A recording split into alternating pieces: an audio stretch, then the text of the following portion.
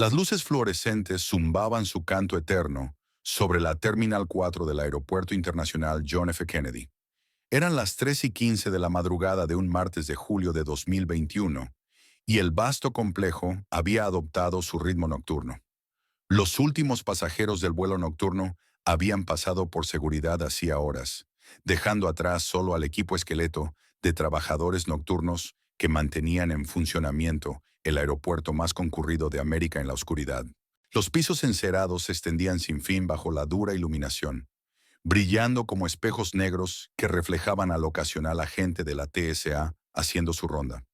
La terminal se sentía como una catedral en su vacío, vasta, resonante y, de alguna manera, sagrada en su soledad. Los monitores de las puertas parpadeaban con las salidas del día siguiente, mientras los carritos de limpieza se deslizaban silenciosamente por el mármol pulido. El sistema de aire acondicionado funcionaba a intervalos programados, creando breves ráfagas que agitaban periódicos olvidados y las plantas artificiales colocadas por toda la explanada. Entre las figuras uniformadas que se movían por este paisaje nocturno estaba Luis Ortega, un conserje de Queens de 46 años, que se había convertido en una parte tan habitual del turno de noche del JFK como las propias cámaras de seguridad. Empujaba su cubo de fregona industrial con la eficiencia de alguien que había recorrido estos mismos pasillos durante más de una década. Sus movimientos eran tan rutinarios que apenas registraban en la conciencia de los guardias, los trabajadores de mantenimiento o los pocos viajeros que pasaban la noche para tomar una conexión. Luis vestía el uniforme azul marino estándar de Atlantic Cleaning Services, con la placa de identificación ligeramente descolorida por los años de lavado. Con 1,70 metros de estatura, sienes canosas y la complexión delgada de un hombre que caminaba kilómetros cada noche, poseía el superpoder definitivo en la América moderna. Era completamente invisible. Su rostro mostraba las líneas curtidas de alguien que había pasado años trabajando mientras otros dormían. El ligero entrecerrar de ojos permanente de la luz fluorescente y la expresión cautelosa de un hombre que había aprendido que el anonimato era la supervivencia. El ritual de su rutina nocturna se había convertido en una meditación. Comenzaba con las llegadas internacionales de la Terminal 4. Trabajaba sistemáticamente a través de las áreas de aduanas y luego se movía a los pasillos restringidos, donde la carga diplomática esperaba ser procesada. Cada área tenía su propio ritmo, su propio elenco de personajes nocturnos. Los agentes de la TSA que asentían educadamente al pasar, los funcionarios de aduanas que apenas reconocían su presencia, el ocasional alguacil aéreo federal tomando café del kiosco abierto las 24 horas cerca de la puerta 23. Era solo otro uniforme en el fondo. La agente especial del FBI, María Santos, le diría más tarde a los reporteros, hasta que 17 millones de dólares desaparecieron sin dejar rastro. Pero en esa noche en particular, mientras Luis limpiaba metódicamente los pasillos restringidos cerca de las bahías de carga internacionales, no tenía idea de que su vida estaba a punto de cambiar para siempre.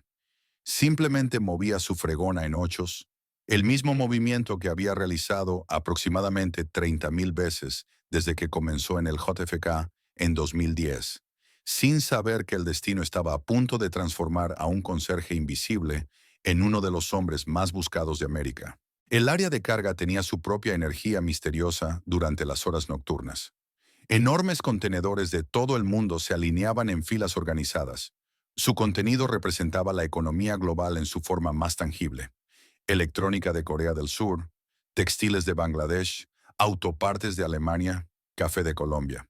Luis había aprendido a leer los códigos de envío, entendiendo qué contenedores contenían comercio rutinario y cuáles llevaban materiales más sensibles que requerían un manejo especial. Esa noche se sentía diferente, aunque Luis no podía identificar de inmediato por qué.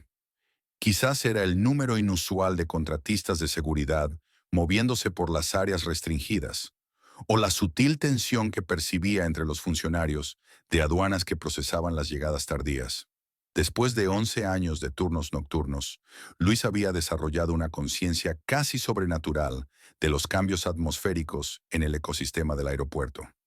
Algo se estaba moviendo bajo la superficie de las operaciones rutinarias. Al acercarse a la bahía de carga designada para envíos diplomáticos, Luis notó una mayor actividad alrededor de un contenedor en particular, marcado con códigos de envío colombianos. Tres hombres con uniformes de contratistas estaban examinando documentos mientras participaban en lo que parecía ser una acalorada discusión. Su lenguaje corporal sugería urgencia, tal vez preocupación. Luis ajustó su ruta de limpieza para pasar más cerca de su ubicación. Su curiosidad se agudizó por esta desviación de los patrones normales. El contenedor en sí parecía poco notable. Gris acero, aproximadamente 2,4 metros de largo, con los sellos diplomáticos estándar que le otorgaban un procesamiento aduanero acelerado. Pero algo en la forma en que los contratistas lo manejaban sugería un contenido mucho más valioso que la correspondencia gubernamental o los materiales de intercambio cultural habituales. Se movían con la cuidadosa precisión de personas que transportan algo irreemplazable, algo que no podía ser dañado o perdido. El expediente personal de Luis Ortega en Atlantic Cleaning Services contaba la historia del empleado perfecto. 11 años de servicio impecable. Nunca llegaba tarde, nunca se quejaba, nunca faltaba por enfermedad. Su supervisor, Marcus Rodríguez, lo describiría a los investigadores federales como el tipo por el que nunca te preocupas. El expediente contenía elogios por su confiabilidad, eficiencia y lo que una evaluación describió como una conciencia situacional excepcional para un trabajador de mantenimiento. Luis era sólido, explicó Rodríguez durante su entrevista con el FBI meses después. Se presentaba, hacía su trabajo, se iba a casa. En este negocio, eso es oro. Tienes a tipos que faltan por resaca, tipos que roban suministros, tipos que causan problemas con la seguridad. Luis, 11 años y nunca tuve una sola queja. Nunca tuve que amonestarlo. Nunca tuve que cuestionar su juicio. Era como el empleado perfecto, invisible hasta que lo necesitabas. Pero la evaluación de Rodríguez solo arañaba la superficie de quién era realmente Luis Ortega. Detrás del comportamiento tranquilo y los hábitos de trabajo confiables, vivía un hombre cuya inteligencia había sido consistentemente subestimada a lo largo de su vida adulta. Luis poseía lo que los psicólogos llaman inteligencia cristalizada, la capacidad de acumular, retener y aplicar vastas cantidades de conocimiento práctico a lo largo del tiempo. Su memoria era casi fotográfica, particularmente para las relaciones espaciales y los detalles de procedimientos. Podía caminar por el JFK con los ojos vendados y navegar perfectamente, usando solo su mapa mental de las instalaciones. Los papeles de divorcio se habían finalizado en 2018, marcando el final de un matrimonio de 15 años que se había erosionado gradualmente bajo el peso del horario poco convencional de Luis y lo que María Elena llamó su falta de disponibilidad emocional. La verdad era más compleja. Luis había aprendido temprano en la vida que la supervivencia requería distancia emocional, una observación cuidadosa y la capacidad de desvanecerse en el fondo cuando fuera necesario. Estas características lo convertían en un excelente empleado de aeropuerto, pero en un esposo y padre complicado. Siempre estaba observando, le diría María Elena a los agentes del FBI durante su investigación. No de una manera espeluznante, solo observando, como si siempre estuviera tomando notas mentales sobre todo lo que lo rodeaba. En la cena se daría cuenta si había reorganizado los muebles o comprado nuevas cortinas, antes de que yo siquiera lo mencionara. Recordaba conversaciones de meses atrás, palabra por palabra. Era como vivir con alguien que estaba constantemente estudiando el mundo. Sus dos hijos, Sofía, ahora de 16 años, y Miguel, de 14, habían heredado la inteligencia de su padre, pero luchaban con su distancia emocional. Luis los amaba profundamente, pero expresaba su afecto a través de gestos prácticos, en lugar de una conexión emocional. Ayudaba con la tarea enseñando métodos de estudio eficientes, arreglaba sus bicicletas con precisión profesional y podía recordar cada conversación sobre sus esperanzas y preocupaciones. Pero rara vez iniciaba el afecto físico o compartía sus propios sentimientos sobre sus vidas y futuros. A $16 con 75 centavos por hora, Luis ganaba poco más de $30,000 anuales, apenas suficiente para cubrir la manutención de sus hijos, su estudio en Elmhurst y los gastos básicos de vida. La presión financiera era constante, pero manejable a través de un presupuesto cuidadoso y la eliminación de todos los gastos no esenciales. Luis había aprendido a vivir como un monje: posesiones mínimas, comidas sencillas, entretenimiento limitado a libros de la biblioteca y café ocasional en el restaurante cerca de su apartamento. Sus colegas lo conocían como un hombre tranquilo, pero no hostil. Alguien que pasaba los descansos para el almuerzo leyendo thrillers de bolsillo, generalmente novelas de crímenes que presentaban elaborados atracos y criminales astutos que burlaban sofisticados sistemas de seguridad. Luis se inclinaba por las historias que implicaban una planificación meticulosa, una ejecución paciente y protagonistas que tenían éxito a través de la inteligencia en lugar de la violencia. Disfrutaba particularmente de las novelas en las que la gente común descubría talentos ocultos para la empresa criminal cuando las circunstancias exigían medidas extraordinarias. Le encantaban esos libros. Recordaba la compañera de limpieza Carmen Vázquez, una mujer corpulenta del Bronx que había trabajado junto a Luis durante 6 años. Siempre leyendo sobre tipos que llevaban a cabo trabajos imposibles: atracos a bancos, robos a casinos, robos de arte. Solíamos bromear diciendo que estaba estudiando para algún tipo de examen criminal. Se absorbía tanto en esas historias que apenas hablaba durante los descansos. Solo leía y tomaba notas en esa pequeña libreta que siempre llevaba. La libreta era un cuaderno de composiciones gastado con una cubierta de mármol en blanco y negro, del tipo que los estudiantes de primaria usan para las tareas de escritura. Luis llenaba página tras página con observaciones, pensamientos y lo que parecía ser información aleatoria sobre las operaciones del aeropuerto. Para los observadores casuales, parecía el pasatiempo inofensivo de alguien con demasiado tiempo libre. En realidad, Luis se estaba preparando inconscientemente para el momento más significativo de su vida. Si tan solo sus compañeros de trabajo hubieran sabido cuán proféticas resultarían ser sus bromas sobre los estudios criminales. Luis había crecido en el mismo barrio de Queens donde ahora vivía solo, hijo de inmigrantes colombianos que habían llegado a Nueva York en la década de 1970 con nada más que determinación y la voluntad de trabajar más duro que nadie a su alrededor. Su padre, Roberto, había encontrado empleo en la construcción hasta que una caída de un andamio terminó con su carrera y lo dejó permanentemente discapacitado. Su madre, Esperanza, limpiaba oficinas en Manhattan hasta que la artritis en sus manos la obligó a una jubilación temprana. Le habían enseñado a Luis el valor del trabajo honesto, la importancia de permanecer invisible para evitar problemas y la necesidad de observar cuidadosamente antes de actuar. Estas lecciones, destinadas a ayudar a su hijo a navegar la vida como un inmigrante de clase trabajadora, le servirían de maneras que nunca imaginaron. Roberto a menudo le decía al joven Luis: el clavo que sobresale es el que recibe el martillazo. Es mejor ser el clavo que nadie nota.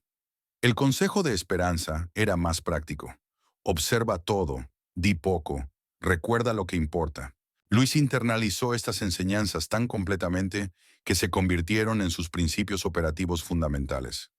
Aprendió a notar detalles que otros pasaban por alto, a identificar patrones que revelaban información oculta y a moverse por los espacios sin llamar la atención.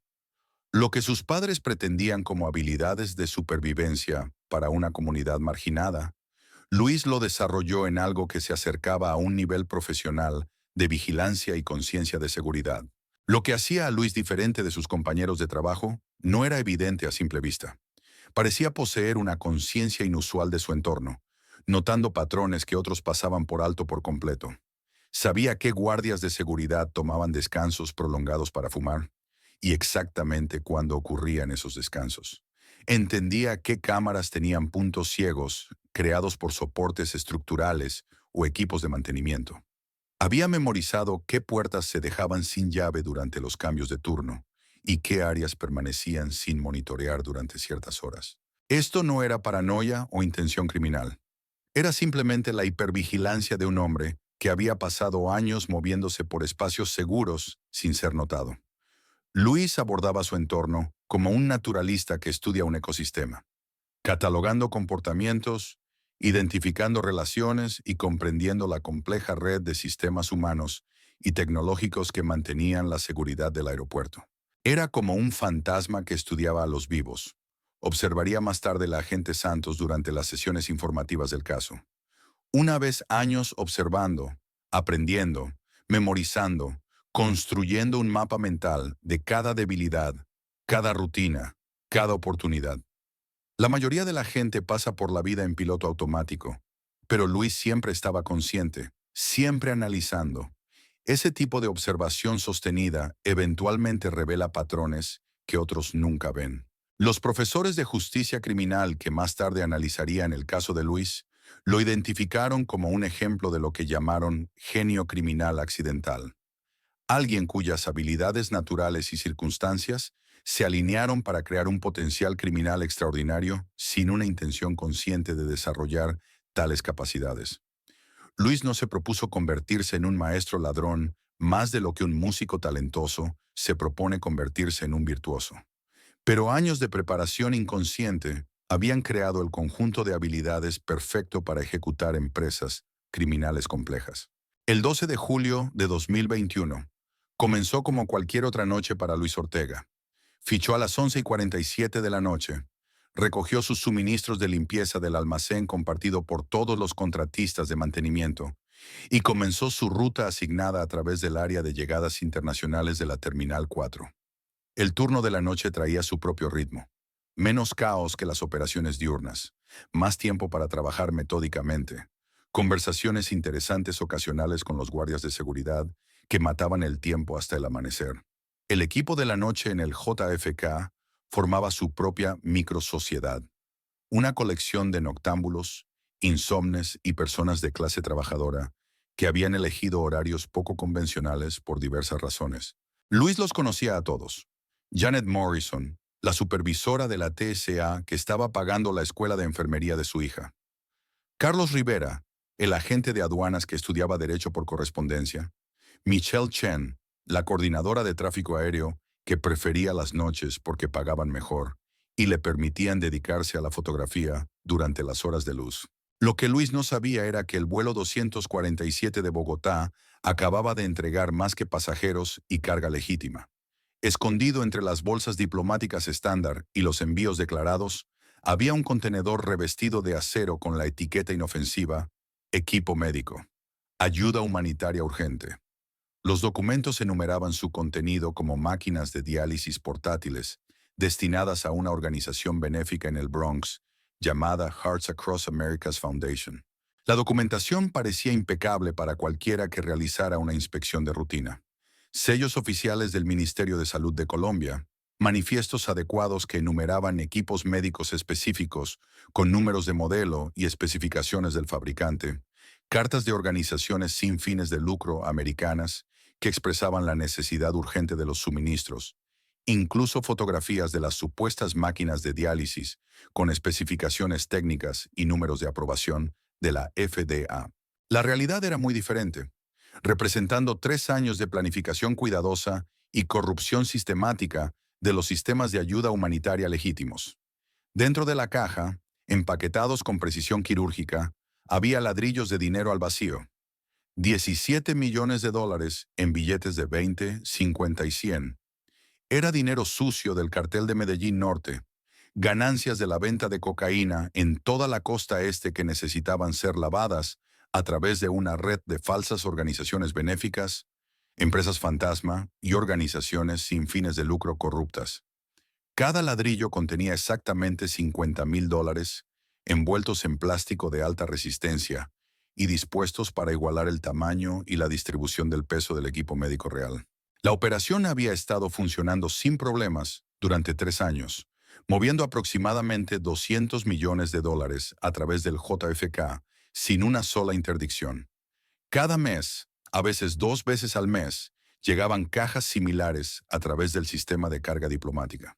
Pasaban por alto las inspecciones aduaneras normales gracias a la documentación humanitaria falsificada y la cooperación de personal del aeropuerto estratégicamente colocado que había sido sobornado o coaccionado para cooperar. El dinero desaparecería en el laberíntico sector sin fines de lucro americano, saliendo limpio por el otro lado a través de contratos de construcción inflados para clínicas inexistentes, costos administrativos inflados para programas de ayuda ficticios y honorarios de consultoría pagados a empresas fantasma controladas por especialistas financieros del cartel. El sistema era casi infalible porque explotaba el deseo legítimo de acelerar la ayuda humanitaria mientras escondía las ganancias criminales dentro del flujo masivo de trabajo de caridad internacional. Lo que hacía que el sistema fuera particularmente elegante era su simplicidad y la explotación de la psicología humana. Los agentes de aduanas, incluso los sospechosos, eran reacios a retrasar el equipo médico destinado a las comunidades pobres. La documentación estaba profesionalmente preparada y era emocionalmente convincente, presentando fotografías de niños enfermos y familias desesperadas que supuestamente se beneficiarían del equipo. Pocos inspectores querían ser responsables de retrasar suministros médicos que salvan vidas por preocupaciones burocráticas. Los contenedores llevaban pequeñas pegatinas rojas que decían «Despacho aduanero acelerado preautorizado», que los marcaban como carga no sospechosa que requería una inspección mínima. Para la mayoría del personal del aeropuerto, estas pegatinas representaban una eficiencia administrativa rutinaria. Solo un puñado de personas sabía lo que esas pegatinas rojas realmente significaban: trabajo interno. Manejar con cuidado, no hacer preguntas y asegurar una transferencia sin problemas a los equipos de recogida designados. La caja estuvo en la bahía de carga 7 durante todo el día 12 de julio, esperando al equipo de recogida designado que llegaría después de la medianoche para completar la fase final de la operación de lavado. Las cámaras de seguridad monitoreaban el área, pero los ángulos habían sido cuidadosamente mapeados durante meses de observación para crear sombras donde ciertas actividades podían ocurrir sin ser observadas. El cartel había invertido recursos sustanciales en comprender los sistemas de seguridad del JFK, sobornar a personal clave y desarrollar procedimientos que minimizaban el riesgo mientras maximizaban la eficiencia. Pero los sistemas, por bien diseñados que estén, tienen una vulnerabilidad crítica. Requieren operadores humanos. Y los humanos, como Luis Ortega estaba a punto de demostrar, pueden ser impredecibles de maneras que ninguna cantidad de planificación puede anticipar. Mientras empujaba su cubo de fregona por la bahía de carga 7 esa noche, Luis no tenía idea de que estaba pasando junto a suficiente dinero para cambiar su vida para siempre. La caja parecía idéntica a docenas de otras. Solo otro contenedor en el interminable flujo de comercio internacional de América. Pero el destino, como dicen, favorece a la mente preparada. Y Luis Ortega se había estado preparando, lo supiera o no, durante más de una década. La primera grieta en el sistema del cartel apareció a las 2:33 de la madrugada del 15 de julio, 3 días después de que el último envío de dinero había llegado al JFK. Luis estaba trabajando en su ruta habitual cuando escuchó voces elevadas resonando desde el pasillo restringido de la pista, un área normalmente tan silenciosa como una tumba durante las horas nocturnas. El sonido fue lo suficientemente inusual como para captar su atención de inmediato, rompiendo el ruido ambiental de los sistemas de aire acondicionado y los motores de los aviones a distancia. La curiosidad siempre había sido la debilidad y la fuerza de Luis simultáneamente. Mientras que otros conserjes evitaban las áreas restringidas para evitar complicaciones con los supervisores o el personal de seguridad, Luis había aprendido que su uniforme y su carrito de limpieza le otorgaban acceso a casi cualquier lugar dentro del complejo del aeropuerto. Los guardias de seguridad apenas lo miraban. Era parte de la infraestructura de fondo del aeropuerto, como el zumbido de los sistemas de ventilación o el rugido distante de los aviones que partían. Empujó su carrito más cerca para investigar la conmoción, moviéndose con el paso decidido de alguien que pertenecía al área. A través de las puertas de vidrio reforzado que conducían al área de procesamiento de carga, pudo ver a un hombre con un uniforme de contratista de Atlantic Security Services, a quien Luis no reconocía de la rotación regular del turno de noche. El hombre caminaba de un lado a otro mientras hablaba animadamente por su teléfono. Su lenguaje corporal sugería una combinación de ira, frustración y lo que parecía un miedo genuino. «No me importa lo que diga Ramírez», decía el contratista de seguridad. Su voz se escuchaba claramente en el pasillo vacío, a pesar de sus aparentes intentos de hablar en voz baja. El horario es completamente... No podemos moverlo hasta el viernes como muy pronto. Tal vez no hasta la próxima semana. El tipo de aduanas está haciendo demasiadas preguntas. Luis fingió limpiar la misma sección del piso durante 10 minutos, moviendo su fregona en círculos lentos y deliberados mientras se esforzaba por escuchar más de la conversación. El contratista, un hombre alto con un acento de Brooklyn pronunciado y la complexión de alguien que una vez había sido atlético pero ahora estaba engordando, parecía estar discutiendo con alguien en una posición de autoridad, posiblemente alguien que no aceptaba sus explicaciones o excusas. Mira, entiendo el plazo, continuó el contratista, bajando la voz, pero no lo suficiente como para evitar que Luis escuchara. Pero si presionamos demasiado ahora, vamos a tener agentes federales por todo este lugar. La unidad canina hizo una pasada no programada por el área de carga ayer. Algo los tiene asustados. Y necesitamos pasar desapercibidos hasta que las cosas se calmen. Entonces sucedió algo que lo cambiaría todo. En su agitación, el contratista gesticuló enfáticamente mientras caminaba, lo que hizo que su portapapeles se le resbalara de las manos y dispersara papeles por el piso pulido. Maldijo en voz alta. Terminó su llamada telefónica abruptamente y comenzó a recoger los documentos mientras miraba nerviosamente a su alrededor para ver si alguien había presenciado su torpeza.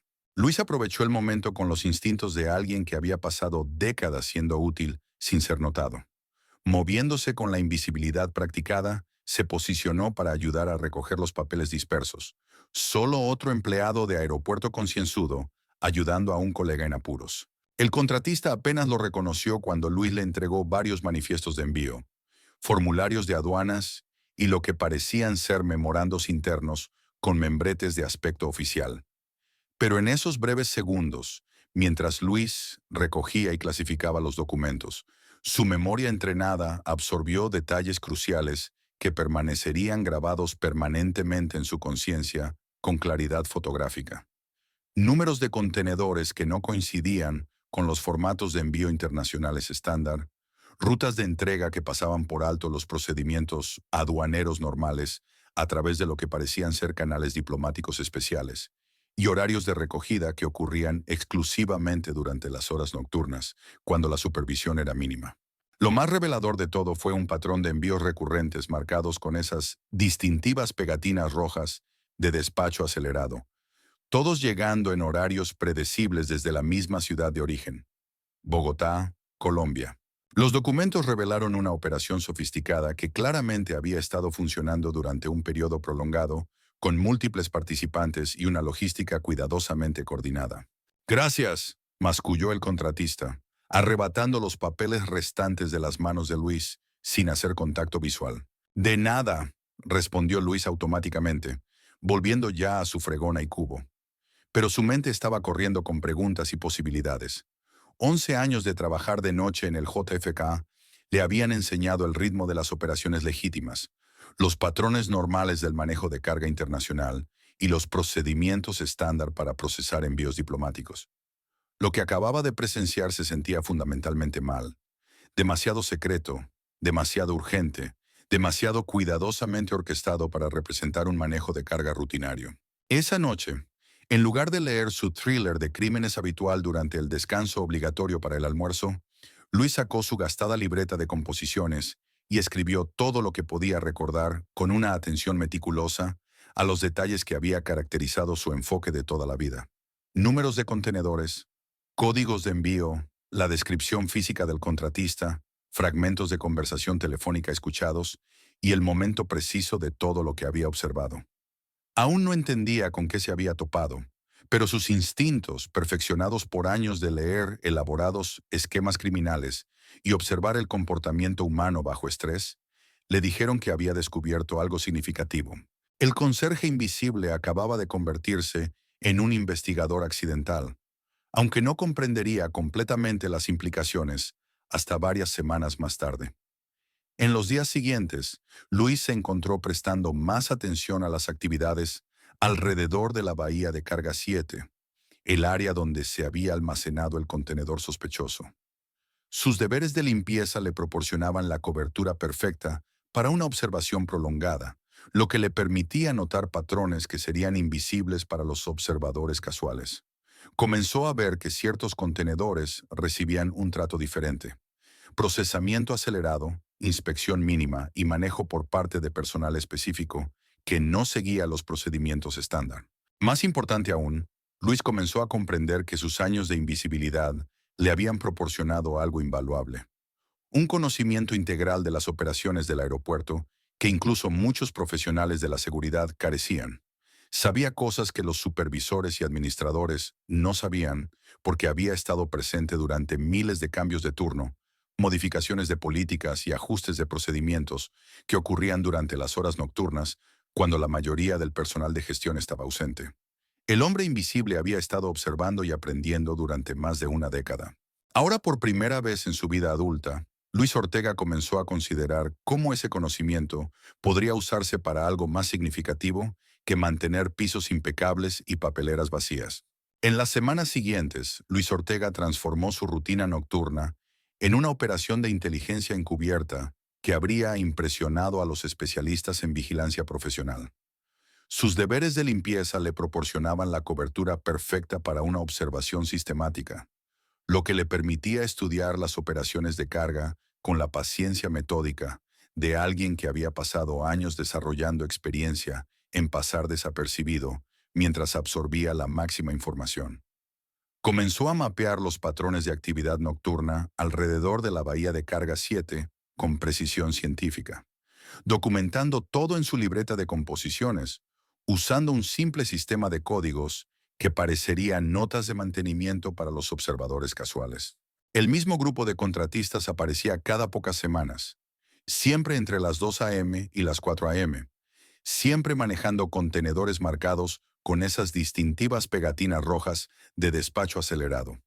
Trabajaban con una precisión militar, moviendo cajas específicas a furgonetas sin marcar que llegaban por la entrada de servicio normalmente utilizada por camiones de catering y proveedores de combustible. La libreta de Luis se engrosaba con observaciones que revelaban la naturaleza sofisticada de la operación que estaba presenciando.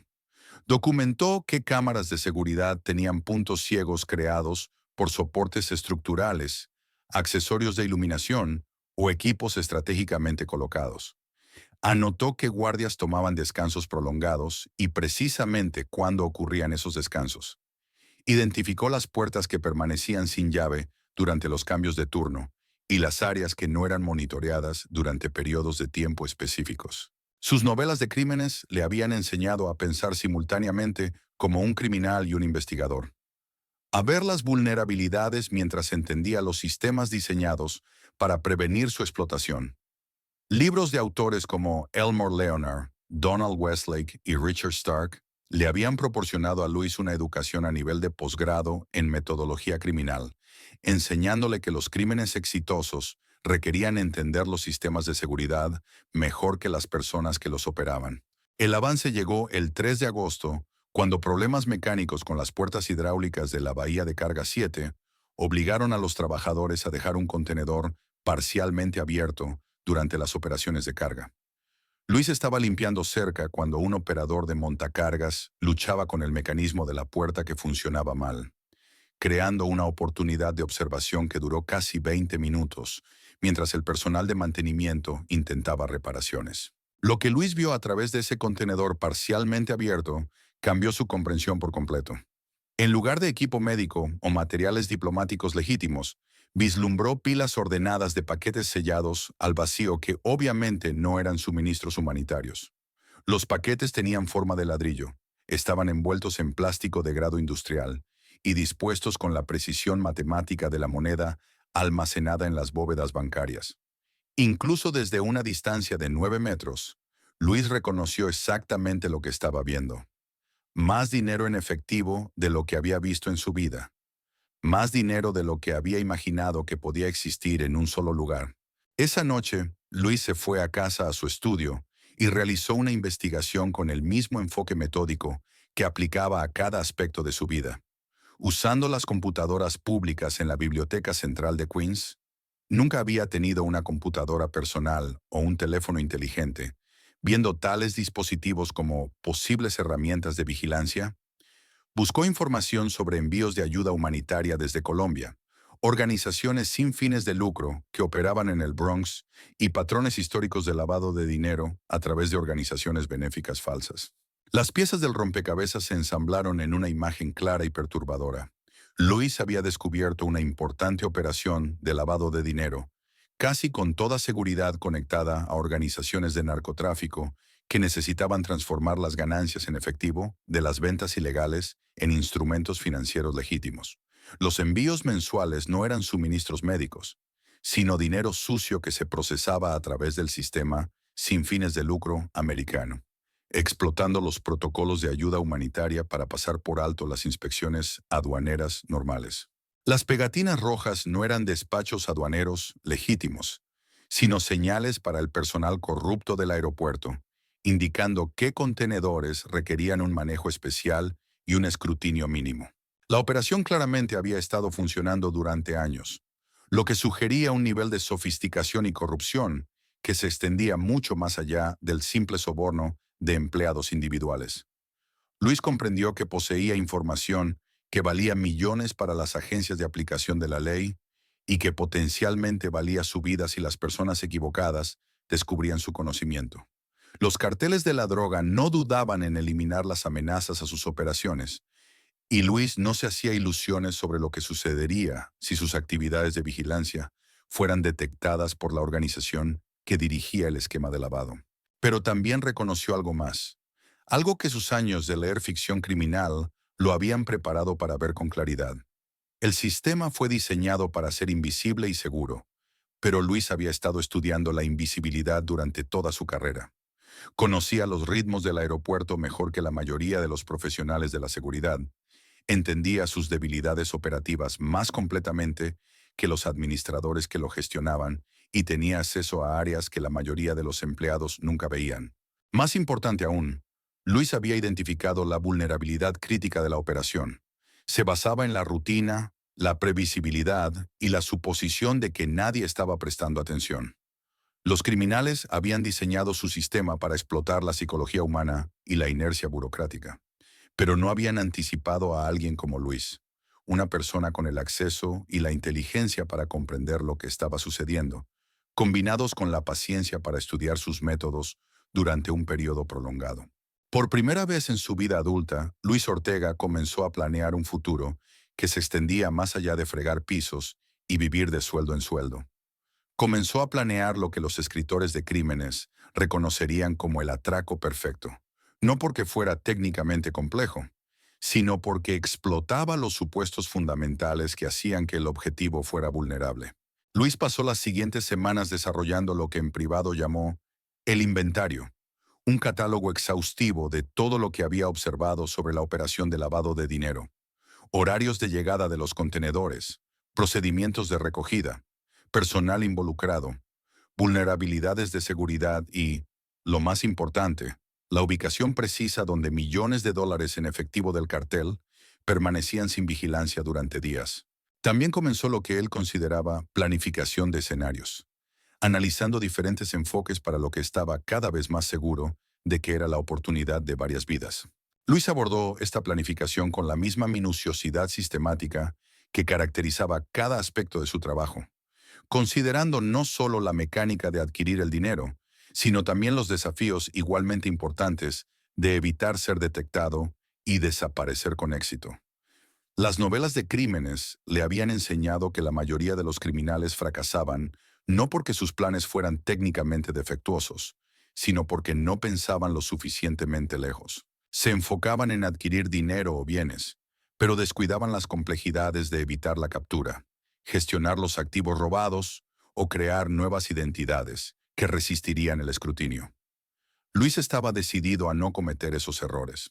Planificar el robo le llevó a Luis Ortega 6 semanas de preparación meticulosa que demostró la misma atención al detalle que había dedicado a 11 años de trabajo de conserje. A diferencia de los criminales impulsivos que aparecen en muchas de sus novelas de bolsillo, Luis abordó el trabajo con la paciencia y el pensamiento sistemático de alguien que entendía que el éxito residía en una preparación exhaustiva en lugar de una ejecución dramática. El primer desafío era el momento. Los contenedores llegaban mensualmente, siempre el segundo martes, siempre en el vuelo 247 desde Bogotá. A través de una observación cuidadosa, Luis había establecido que permanecían en la bahía de carga 7 durante exactamente 11 días, antes de que el equipo de recogida designado llegara para transferirlos a su destino final. Esta ventana le proporcionaba su oportunidad, pero solo si podía ejecutar el robo sin activar ninguno de los sofisticados sistemas de seguridad diseñados para proteger las áreas más sensibles del aeropuerto. El segundo desafío era la logística. Mover un contenedor de 180 kilos lleno de dinero en efectivo requería asistencia mecánica y una historia de tapadera plausible que resistiría el escrutinio del personal de seguridad que podría cuestionar una actividad inusual. Luis resolvió este problema estudiando las operaciones de mantenimiento del aeropuerto durante varios meses, descubriendo que los contenedores que funcionaban mal eran transferidos rutinariamente al hangar 12 para una inspección detallada y trabajos de reparación. Mejor aún, estas transferencias a menudo ocurrían durante los turnos nocturnos, cuando la supervisión era mínima, y se hacían menos preguntas sobre las actividades de mantenimiento rutinarias. El avance en su planificación se produjo cuando Luis se dio cuenta de que no necesitaba robar el contenedor en ningún sentido convencional. Necesitaba reemplazarlo con un contenedor idéntico, que pasaría una inspección casual. El hangar 12 contenía docenas de contenedores vacíos esperando ser reparados, desechados o devueltos a las compañías de envío. Si pudiera cambiar un contenedor vacío por el que estaba lleno de dinero, el robo podría pasar desapercibido hasta que el equipo de recogida llegara días después y descubriera que su dinero había desaparecido. Este enfoque ofrecía varias ventajas críticas. Primero, retrasaría el descubrimiento del robo, proporcionando a Luis tiempo adicional para ejecutar su plan de escape. Segundo, confundiría la investigación inicial al hacer que el robo pareciera más sofisticado que una simple operación de agarrar y correr. Tercero, enfocaría la sospecha en el personal del aeropuerto con acceso al equipo de manejo de carga, en lugar del personal de limpieza, que se suponía que no tenía tal acceso. Luis pasó 2 semanas estudiando los procedimientos de movimiento de contenedores, aprendiendo qué personal tenía acceso al equipo hidráulico y cómo se documentaban las transferencias en el sistema de logística del aeropuerto. Descubrió que las transferencias de mantenimiento de rutina a menudo se registraban horas después de que ocurrían, creando ventanas de oportunidad para un movimiento no autorizado que no se detectaría de inmediato. El 14 de septiembre, Luis puso su plan en marcha, comenzando con lo que en privado llamó adquisición de credenciales. Había estado observando a Tommy Chen, un compañero de limpieza que trabajaba en un área diferente del aeropuerto, durante varios meses. Tommy era confiable, pero no particularmente observador, y Luis había notado que ocasionalmente dejaba su placa de identificación en su casillero cuando tomaba descansos largos en el baño o iba a buscar comida en la cafetería de empleados. Cuando Tommy llamó para reportarse enfermo con lo que describió como una intoxicación alimentaria grave, una enfermedad que probablemente lo mantendría alejado del trabajo durante varios días, Luis vio su oportunidad. Durante una visita cuidadosamente planeada y casual a la sala de descanso de empleados, Luis tomó prestada la placa de identificación de Tommy, sabiendo que sus propias credenciales de acceso no le permitirían entrar a las áreas de carga restringidas donde tendría que ocurrir el intercambio de contenedores. La fase crítica comenzó a las 2:15 de la mañana, cuando Luis se movió con la confianza y el comportamiento decidido de alguien que pertenecía exactamente donde estaba. Usando un carro industrial prestado del departamento de mantenimiento, una pieza de equipo que el personal de limpieza ocasionalmente usaba para mover suministros grandes, se acercó a la bahía de carga 7 con una invisibilidad practicada que le había servido a lo largo de su carrera. Su uniforme azul marino y sus movimientos decididos lo volvieron efectivamente invisible para los pocos guardias de seguridad de servicio. El personal de seguridad del aeropuerto se había acostumbrado a ver a los trabajadores de mantenimiento moviendo equipos durante las horas nocturnas, y la calma de Luis sugería operaciones rutinarias en lugar de actividad criminal. Había aprendido que un comportamiento seguro y una identificación adecuada podían superar la mayoría del escrutinio casual. El momento crítico llegó cuando Luis necesitaba oscurecer temporalmente la cámara de seguridad más cercana para evitar que se documentaran sus actividades. A través de meses de observación, había descubierto que las pulidoras de piso industriales producían un vapor de limpieza que empañaba temporalmente las lentes de las cámaras. Un efecto secundario con el que los equipos de mantenimiento lidiaban rutinariamente, pero rara vez informaban al personal de seguridad porque se consideraba un problema técnico menor. Al posicionar una pulidora de piso estratégicamente y crear un breve fallo mecánico que aumentaba la producción de vapor, Luis generó una ventana de 5 minutos de obstrucción visual que parecería accidental para cualquiera que revisara las imágenes de seguridad. El momento tenía que ser perfecto, y Luis había practicado el procedimiento varias veces para asegurarse de que podía ejecutarlo sin problemas bajo presión. Trabajando con la eficiencia practicada de alguien que había movido equipo pesado miles de veces durante su carrera, Luis cargó el contenedor lleno de dinero en su carro y comenzó la ruta cuidadosamente planificada a través de los pasillos de servicio hacia el hangar 12. El viaje requirió que pasara por 2 puntos de control de seguridad, pero la placa de identificación prestada de Tommy y la presentación segura de Luis le permitieron continuar sin preguntas ni demoras. Para cualquier observador, y había pocos durante las horas nocturnas, parecía ser simplemente otro trabajador de mantenimiento transfiriendo carga defectuosa para su inspección, una operación rutinaria que ocurría varias veces cada semana. Luis había estudiado las rutas extensamente, eligiendo caminos que minimizaban la exposición a las cámaras de seguridad, mientras evitaba áreas donde su presencia podría parecer inusual o sospechosa. El viaje de regreso con un contenedor de reemplazo vacío tomó 7 minutos y requirió aún más precisión. Luis seleccionó un contenedor que coincidía con el original, en tamaño, forma y marcas exteriores, asegurando que una inspección casual no revelaría nada sospechoso. Lo colocó exactamente donde se había almacenado el contenedor lleno de dinero, prestando especial atención a la orientación y la proximidad a otra carga que podría verse afectada por el cambio.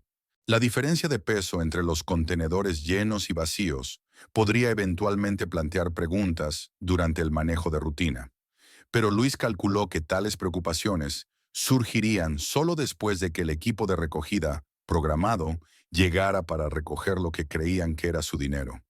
Para entonces, Luis planeaba estar lejos de Nueva York y ser completamente irrastreable a través de cualquier método de investigación convencional.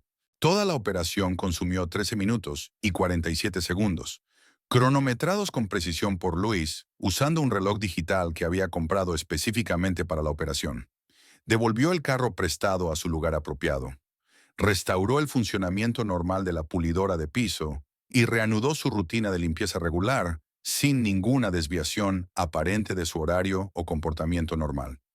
A las 3 de la mañana, Luis estaba trapeando pisos en la Terminal 2, habiendo cometido lo que más tarde sería descrito por los investigadores federales como uno de los robos más audaces y perfectamente ejecutados en la historia criminal estadounidense.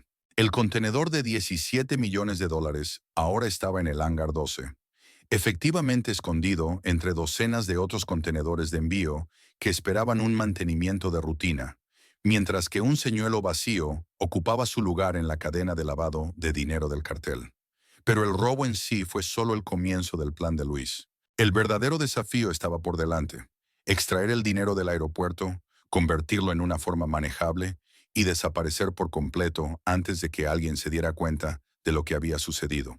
Luis había arreglado que una furgoneta de alquiler lo estuviera esperando en la entrada de servicio, registrada bajo una identidad falsa creada a través de técnicas de robo de identidad que había aprendido de su extensa lectura sobre empresas criminales.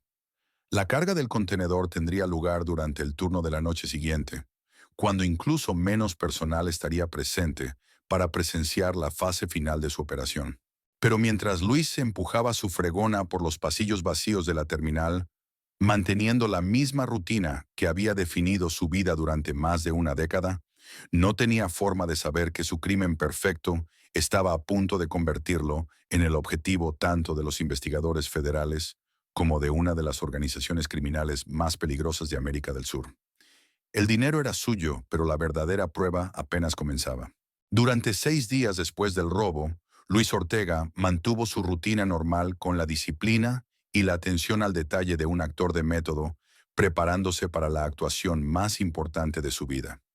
Llegó a trabajar precisamente a tiempo, limpió sus áreas asignadas con la eficiencia habitual y participó en conversaciones casuales con colegas sobre temas mundanos. Próximas oportunidades de horas extras, quejas sobre la gerencia del aeropuerto, especulaciones sobre si la cafetería de empleados alguna vez mejoraría su café. Solo Luis sabía que una furgoneta alquilada, estacionada en un almacén de Queens, ahora contenía suficiente dinero para transformar su existencia por completo. Había pasado décadas perfeccionando el arte de la invisibilidad. Ahora, esa misma invisibilidad se convertiría en su mayor arma para desaparecer por completo del mundo rastreable. Los 6 días entre el robo y su descubrimiento fueron cuidadosamente coreografiados para establecer lo que los investigadores criminales llaman una línea de base de comportamiento. Mantener patrones tan consistentes que su eventual desaparición parecería repentina e inexplicable, en lugar del resultado de una planificación a largo plazo. Luis entendió que cualquier desviación de su rutina establecida podría ser identificada más tarde como evidencia de premeditación, por lo que continuó viviendo exactamente como lo había hecho durante años mientras se preparaba internamente para el cambio más dramático imaginable. El 20 de septiembre, el equipo de recogida llegó al JFK, esperando recoger su entrega mensual de dinero del cartel lavado. Luis observó desde la distancia cómo 3 hombres con uniformes de contratistas se acercaban a la bahía de Carga 7.